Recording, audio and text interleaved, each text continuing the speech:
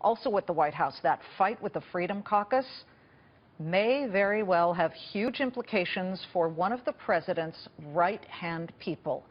Charlie Gasparino says that the House Freedom Caucus members now have their knives out after Donald Trump tweeted special names of some of these Freedom Caucus members, and they're looking to stick their knives, at least verbally, into who, Charlie?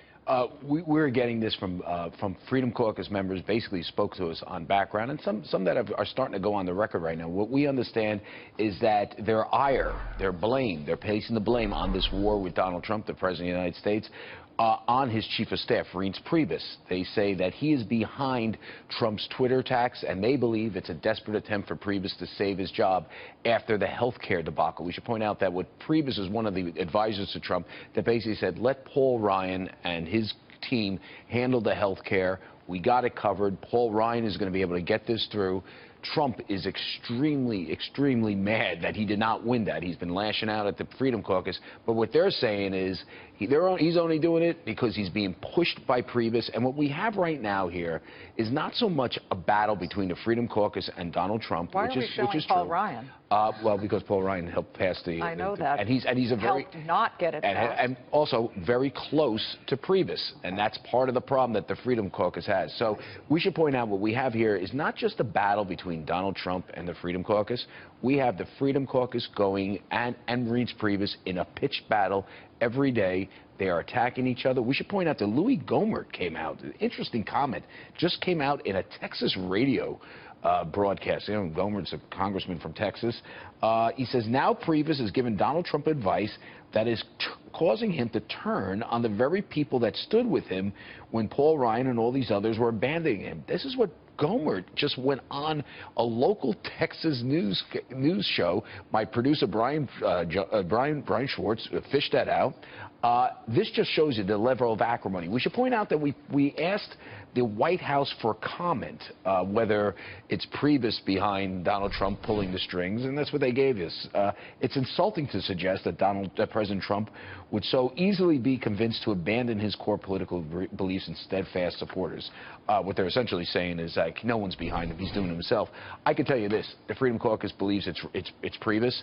They're going to put pressure on Donald Trump to try to get rid of Priebus. We should also point out, and I think this is where you, the viewer that cares about your money, should care about this story. This is one thing. If you can't get conservative House Republicans on board on a budget, on tax cuts, you got a real problem. This thing might not happen this year. This may be a dumb question, but why does the Freedom Caucus, why are they so inclined to immediately focus on Reince Priebus when a lot of other people are saying it's Steve Bannon, very close to the president, who's saying go after these guys on Twitter? Because they believe that it's Priebus who has the most, whose job is essentially on the line, because he's the one that farmed out the health care bill to Ryan, and he and Paul Ryan are very close. So they believe that he's jazzing up the president, trying to get him to attack them to save his job, trying to blame them. Instead of blaming himself, they believe that it's Ryan and Priebus and the tactics they use caused that thing to fail in the House. The fact of the matter, backloading all the stuff they wanted in terms of getting rid of Obamacare into the third phase and the first. We can get very technical here, but that's what they believe.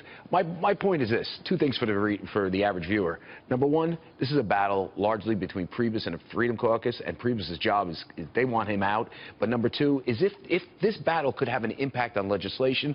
I know Steve Forbes is in the green room. I saw him. He's going to go on some show, and someone should ask him, do you think you're going to get tax reform when conservative Republicans are at war with the White House? Or when the president's tweeting against them and the Democrats. And by the way, that will have likely a market implication. So just if you're investing out there, stay with this story. It has a market implication. I'm still waiting.